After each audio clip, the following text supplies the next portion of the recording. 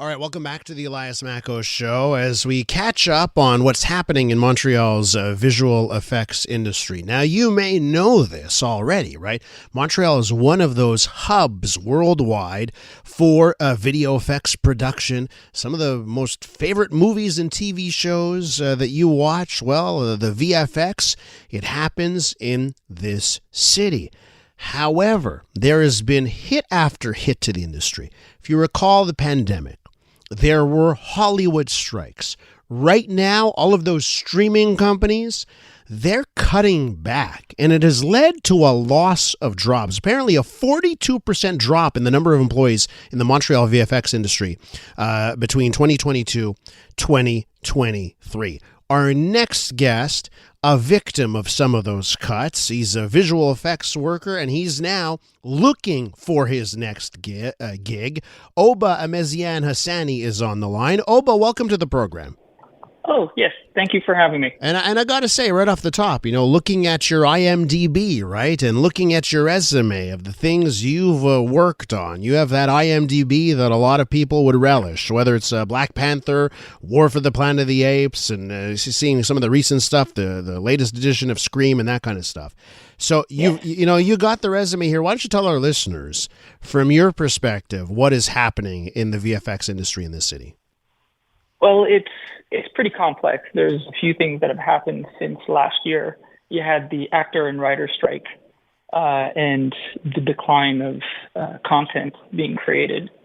And then all of a sudden, no work coming in to the point where Quebec decided to sort of remove the tax incentives that were in place since, I believe, almost two decades ago now, probably 1998.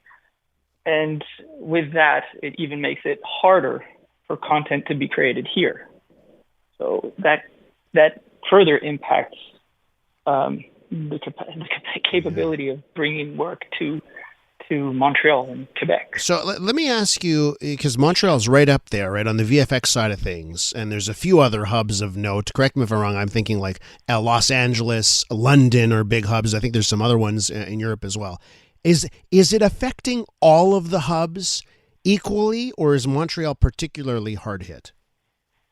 Well, it's affecting everyone. Everyone is being affected. The impact of the tax incentives is even further reducing the amount of work that will be sent potentially here.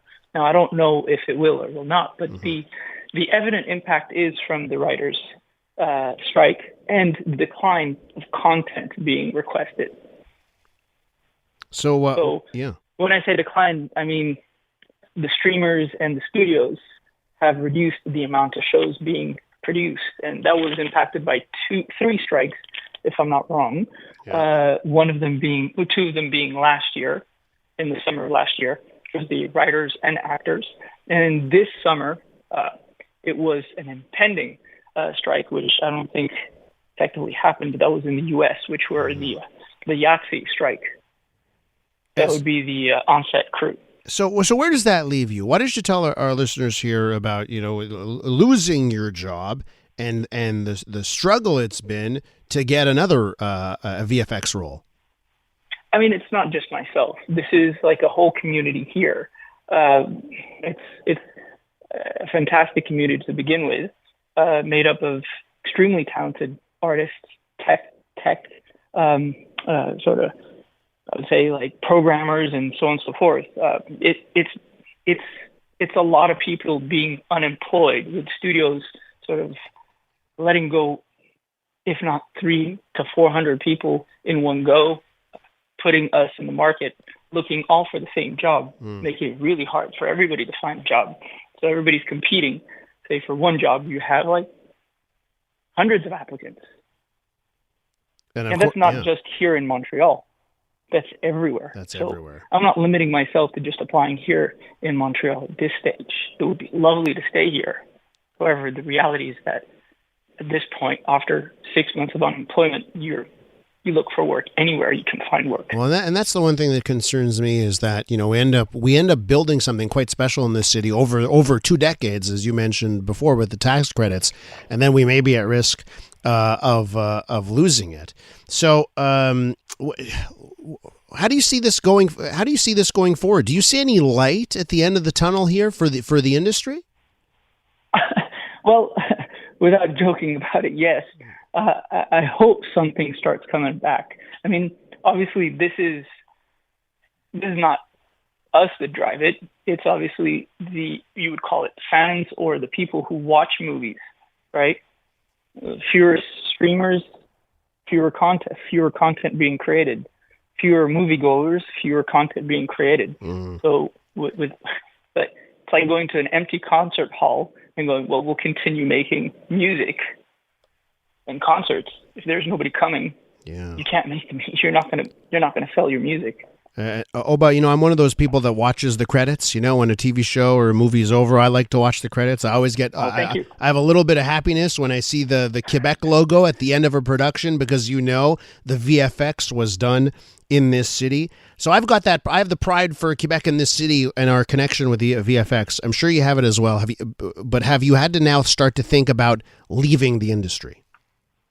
Yes, and that's, I think, the sad truth. I mean, if I continue being unemployed for any longer than, a survivable amount, I'm going to have to find work elsewhere. It's sad to see that, 20 years spent in this industry and an industry that I actually enjoy a lot. The intricacies of it, the creation, and also having the special heart in place here, in Montreal. And as you said, it's sad to see it kind of just disappear or get reduced. But we have to leave it there. I wish you luck and success, and I hope things work out for you and for everyone else who's facing a similar situation in the VFX industry in the city. Thanks so much for your time.